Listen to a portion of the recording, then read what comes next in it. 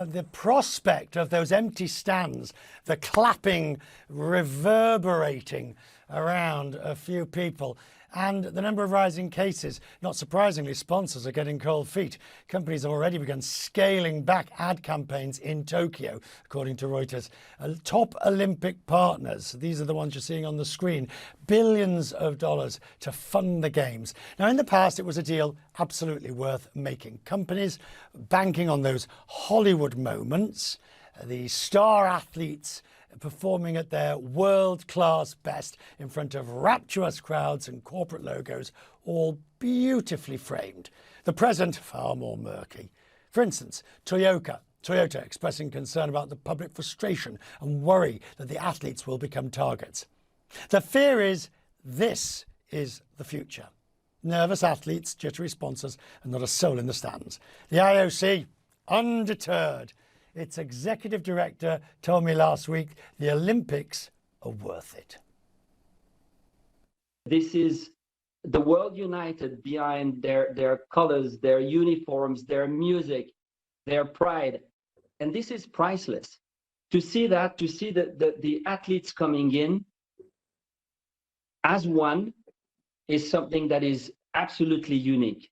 Then, of course, we do it for the athletes, but we do it for the symbolism of having the whole world together in Tokyo on the 23rd of July. And yes, it is most definitely worth it. Sir Martin Sorrell is with me, a man who's negotiated more deals of these sort of natures than most of us in terms of sponsorship. He's the executive chairman of S4 Capital, former head and founder of WPP. Martin, if you were advising a company who had sponsored the Tokyo Games, what would your advice be? I would still go for it, Richard. I heard a little bit of your piece before. If I sound a bit hoarse, it was because I was at Wembley last night for the Denmark game, and I'll be there on Sunday. And so live sport events, Richard, particularly as a result of the pandemic and post the pandemic, have become even more important and even more motivating. So I think you're being a bit unduly cynical, if I could say so, maybe a little bit too cutting about the Olympics. Obviously, it's been affected, and Tokyo will be affected and has been affected by the pandemic.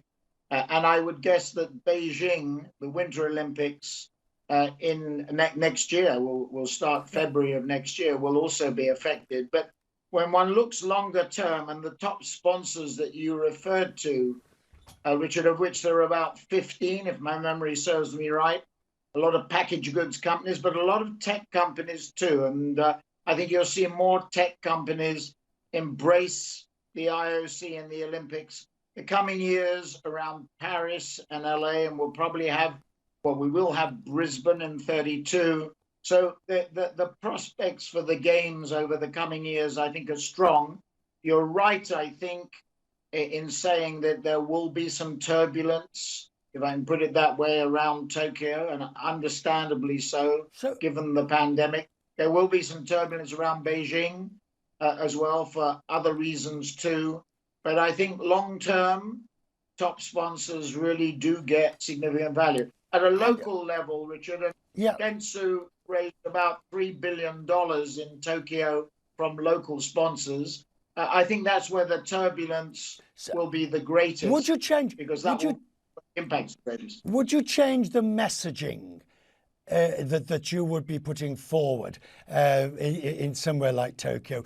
Because getting that balance right, because there are athletes who are still there who are doing phenomenal job. And we want to celebrate that, but at the same time be in tune with what's happening in the rest of the world.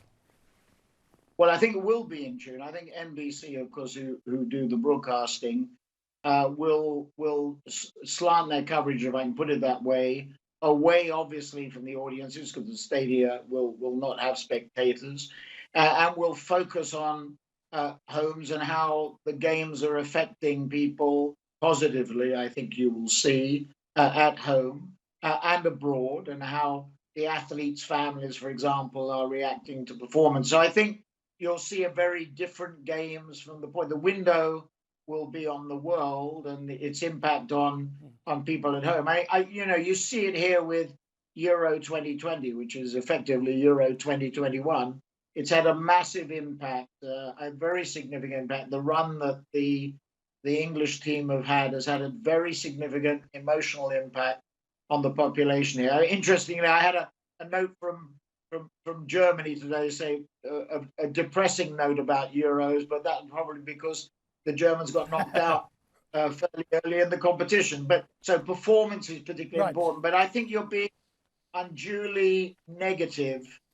There will be short-term issues, but long-term, the Olympics have been around for 125 years. It's an extremely strong brand, and it will continue, in my view, with modifications. And the other thing I should say, Richard, is the online impact of the games is going to be huge. You will see what we've seen with the pandemic, and it's affected our business as for it has accelerated all the digital trends and the digital transformation that we saw before. You'll see that with the games too. It will be a much more digital event and will be much more modern in that sense. Right. I want to ask you finally, I'm asking all CEOs this, and how do you feel on this question of hybrid working from home or office as you're building out S4? Now, in the old days at WPP, you might have had more of a be in the office, the madmen of a variety.